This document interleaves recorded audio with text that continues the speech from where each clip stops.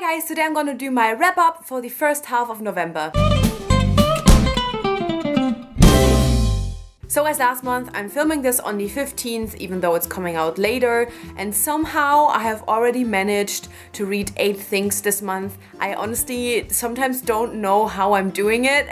So I finished 3 audiobooks, 3 novels, 1 anthology, and then 1 kind of bind up of 2 short stories, and also DNF 1 book that I want to talk about at the end of this video. So the first thing that I want to talk about is actually something that I finished in October. I read a kind of short story bind up on Halloween because I saw this recommended on Goodreads and I thought that it would be like a nice read for that night, and that was A Monstrous Love by Megan Cubed. That's probably not at all how you pronounce the name. This was a bind up of 2 short stories, like super short stories. You can basically read the whole thing in like 15 minutes or so. Both short stories were about queer ladies in love, and they were kind of creepy, scary. So I thought both of them were really great. The first one I liked a little bit more than the second one. The second one was like more creepy but also kind of obvious. The first one was like sad and kind of broke my heart, and I was like, how this like mini short story break my fucking heart. And I know Halloween is over, but I mean, in case you're ever looking for like a female romance short story that is a little bit scary, I would definitely recommend it. Then I finished the audiobook of Before the Fall by Noah Hawley. Now I don't even want to waste much time on it because like I hated this book. Now it's not really news to me that most of like the thrillers and mysteries are like super misogynistic and like sexist, but this one knocked it out of the park. Oh my god. And like the thing is, most of the book there were like little things mentioned where I just rolled my eyes, but then the whole end conclusion was just one big fat ball of like misogyny, and I was just like, what? So I ended up giving this only 1 star because I felt so much nope after finishing this. The whole book was kind of boring and I didn't really care, but then the ending I was just like, what? No.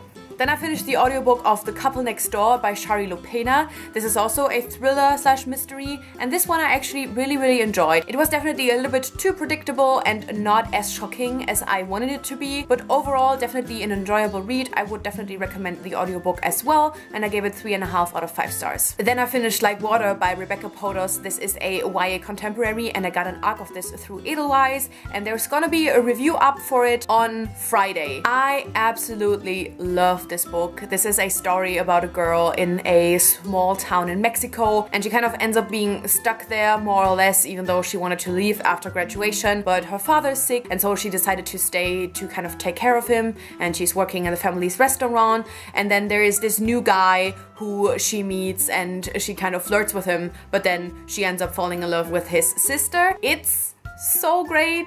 It's so beautiful. It has really beautiful, wonderful writing. Rebecca Podos just had this way of writing a story that was very like nostalgic and melancholic, but also like very hopeful and funny. Really reminded me of Ramona Blue by Julie Murphy or Run by Cody Keplinger. I thought it was very similar in tone. It dealt with so many different issues. It had the romantic relationship in it. It had friendship and family dynamics in it. And I thought that all of the things that the book dealt with were all dealt with so well, even though it only had like a little bit over 300 pages. It was so emotional. I thought that kind of the relationship and how the main character's feelings kind of develop were all so well done. I would highly recommend this. I think it's a very underrated novel. I'm gonna go into more detail in my review, but 100% recommended, and I gave Like Water 4.5 out of 5 stars. And then I finished another audiobook, Behind Her Eyes by Sarah Pinborough, and this was another thriller that fucking killed me. This was able to make me feel emotionally invested with the characters,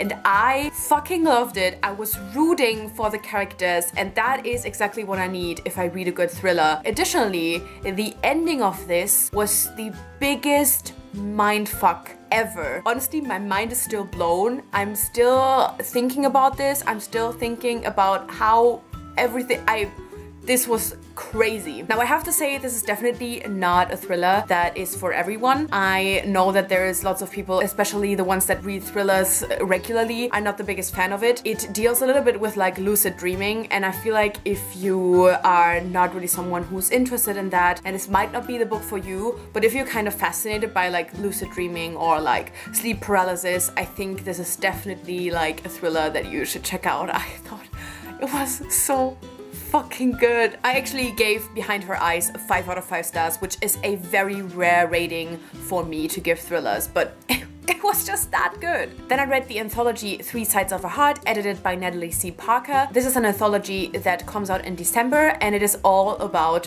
love triangles. When I heard about this anthology, I was like, oh my god, I need to read this. You might know that I am definitely someone who can get annoyed by love triangles, but for the most part, I don't really mind them. This anthology just reminded you of how good the trope can be if people actually do something interesting with it. Obviously, if you always go for best friend versus new guy in town, it's gonna be boring and shitty. But this showed that there's so many options you can have while writing a love triangle or any trope in general, and I just really loved that. This is also an arc that I received through Edelweiss, so there's gonna be a review of it in December, but I can already tell you this is definitely an anthology to look out for. I gave it only an average rating of 3.39 stars, but I gave it a 4 stars overall because there were just so many amazing stories in it. There were just like a couple of stories that were either like just some stories that I didn't enjoy or didn't do anything special with the trope, so I feel like that's what kind of led to it only being an average rating of 3.39 stars, but it was so good. I'd highly recommend it. If you're into anthologies, definitely read this one. Even if you hate love triangles, I think this is definitely worth a read because it will show you that there's still ways to make this a really amazing trope. Then I finished, oh god, The Becoming of Noah Shaw by Michelle Hodkin. This is the first book in a new trilogy by Michelle Hodkin that is kind of a continuation of the Mara Dyer trilogy from Noah's perspective. I already did a full video review of this, and I'm gonna leave it in the description and in the info card in case you're interested on like detailed thoughts, because I was not a fan.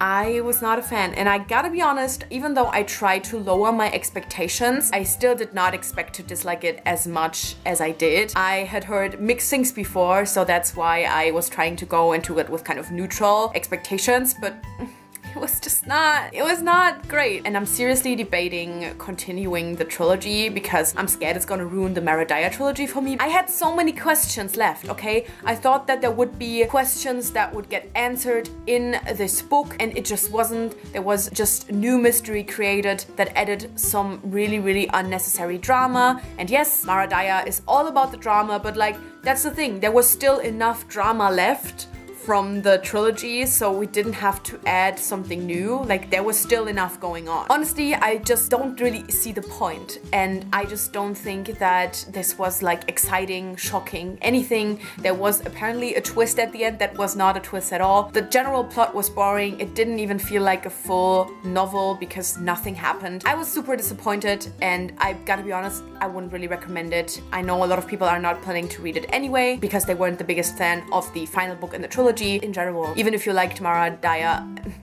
I don't think it's worth it. Then again, I have read some very good reviews on it, so you do you.